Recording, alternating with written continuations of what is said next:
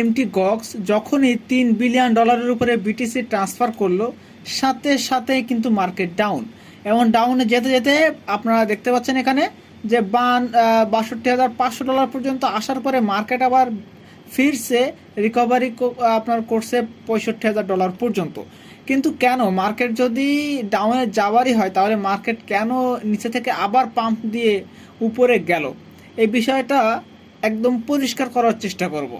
মার্কেটে যখনই look on chain আপনার মার্কেটে যে নিউজটা প্রকাশ করলো যে এমটি গক্স 44,000-এর উপরে বিটিসি ট্রান্সফার করছে, তখনই কিন্তু মার্কেটে একটা প্যানিক সিচুয়েশন তৈরি হয়েছে। বাট আপনারা এখানে একটা ক্লিয়ারলি আপনার কি খেয়াল করছেন যে এমটি গক্সের একটি ওয়ালেট থেকে কিন্তু আরেকটি ওয়ালেটে গেছে, এটা কিন্তু তখন কেউ ফলো করেনি। আলটিমেটলি সেটাই হলো মেইন কারণ।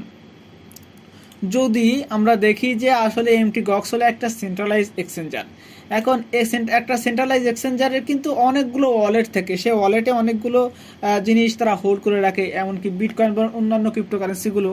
বাট মজার বিষয় হলো দেখেন এমটি গক্সের যে মেইন যে ওয়ালেট, সেটাতে কত বিটিসি আছে, সেটা আছে 1,38,000, প্রায় 1,39,000-এর মতো বিটিসি আছে। এবং যেটা আমি কিন্তু আগে আমার গত ভিডিওতেও আমি আপনাদেরকে দেখানোর চেষ্টা করেছি যে বিটকয়েন এতগুলো তার কাছে হোল্ড আছে, এখান থেকে কিন্তু কোনো বিটকয়েন ট্রান্সফার হয় নাই। বোঝার চেষ্টা করেন, এখান থেকে কিন্তু বিটকয়েন ট্রান্সফার হয় না, এটা কিন্তু অনেক আগের একটা তাদের যে ওয়ালেট সেটা। বাট মজার বিষয় হলো বিটকয়েন যেই ওয়ালেটে ছিল, এই ওয়ালেটটাই কিন্তু বিটকয়েন ঢুকছে কত সালে দেখেন, এই 2024 সালের বলতে পারেন যে 5 মাসের 30 তারিখ, আজকের কত 7 মাসের 5 তারিখ, অর্থাৎ কিন্তু প্রায় বলতে পারেন এখানে 5 মাসের 30 তারিখ, অর্থাৎ 6 মাস, পুরো 6 মাসে এখানে বিটকয়েন এই পরিমাণ কিন্তু বিটিসি মার্কেটে এই অ্যাড্রেসে কিন্তু ঢুকানো হয়েছে, এই যে এমটি গক্সের যে অ্যাড্রেস। এখন সেই অ্যাড্রেস থেকে আবার দেখেন ঠিক আপনার হচ্ছে 1 মাস 5 দিন পর এখান থেকে আবার উইথড্র করা হলো। বিষয়টা কেমন হলো বলেন তো?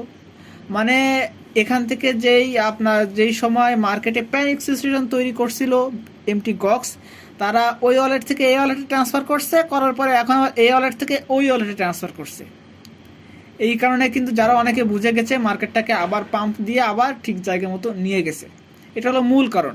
আমরা যদি এই অ্যাড্রেসটার দিকে খেয়াল করি, আপনার এখানে আপনারা দেখেন যে এখানে কিন্তু যে 3 বিলিয়নের উপরে যে আপনার বিটকয়েনটা আসিল, এটা কিন্তু একটা new address, new wallet address, বুঝছেন, কেবলই নতুন তৈরি করা হয়েছে।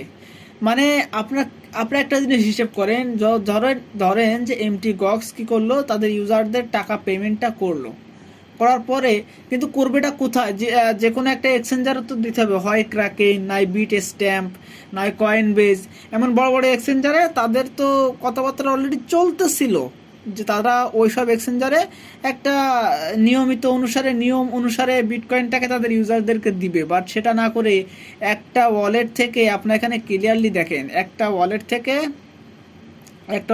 আরেকটা ওয়ালেটে ট্রান্সফার করা হচ্ছে। এটা কি বুঝেন আপনারা? জাস্ট মার্কেটে একটা ম্যানিপুলেট তৈরি করার জন্য, মার্কেটে একটা ম্যানিপুলেট তৈরি করে যাতে মার্কেটটাকে আরেকটু নিচে আনা যায়।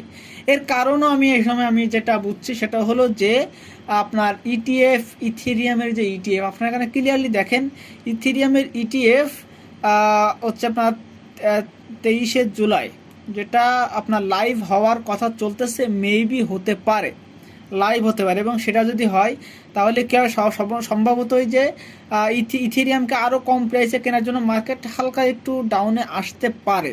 এবং ডাউনে আসার আরও একটা রিজন আছে যার কারণে মার্কেট আরও একটু নিচে আসতে পারে, এবং সেটা অ্যারাউন্ড 58 থেকে 59,000 পর্যন্ত ওই রেঞ্জে মার্কেট আবার আসতে পারে।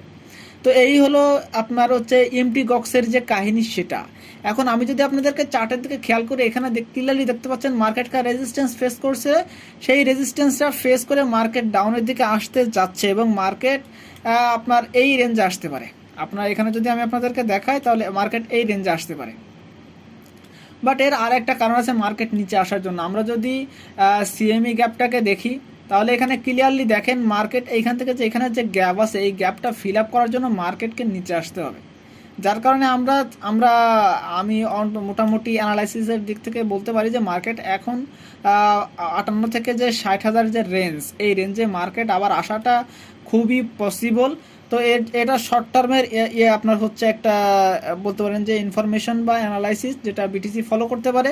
বাট লং টার্মের জন্য বিটকয়েনের পুরা ভিশন ইজ ক্লিয়ার একদম, যে মার্কেট এখান থেকে উপরে যাবে। এবং তার জন্য আমি অনেক নিউজ বলেন, অনেক ইন্ডিকেটর বলেন, অনেক সেন্টিমেন্ট বলেন, অনেক চার্ট বলেন, সেগুলো আমি নিয়ে আসবো। আজকে জাস্ট এতটুকুই ছিল যে মার্কেটে আসলে কি হতে যাচ্ছে। মার্কেটে আসলে প্যানিক সিচুয়েশন তৈরি করার জন্য এমটি কক্সের যে এই যে ভাওতাবাদী চালবাজ, এটা আপনারা অবশ্যই বুঝছেন। এবং একটা জিনিস ক্লিয়ার থাকবেন যে মার্কেটে আপনার এর আগে যারা ইম্প্যাক্ট ফেলছিল, যেমন ইলন মাস্ক বলেন, তারপরে অন্যান্য যারা আছে তারা বলেন, এরা কিন্তু এদের নিউজ কিন্তু বর্তমানে বিটকয়েনের ভিতরে অতটা ইম্প্যাক্ট না থাকার কারণে কিন্তু মানুষ আস্তে আস্তে কি হচ্ছে, ওটা আপনার হচ্ছে মার্কেটে বেশি ইম্প্যাক্ট ফেলতেছে না। তো আস্তে আস্তে এমন হয়ে যাবে যে এমটি কক্সের এই ইম্প্যাক্ট মার্কেটে আর বেশি পড়বে না। আর আর হচ্ছে যারা বুলানের জন্য যারা হোল্ড করে রাখছেন, আপনাদের কয়েনগুলো হোল্ড করে রাখেন, ইনশাল্লাহ সামনে খুব ভালো একটা প্রফিটের মুখ আপনারা দেখতে পারবেন। তো এই ছিল আপনার হচ্ছে যে ইনফরমেশন, সেটা সবাই ভালো থাকবেন।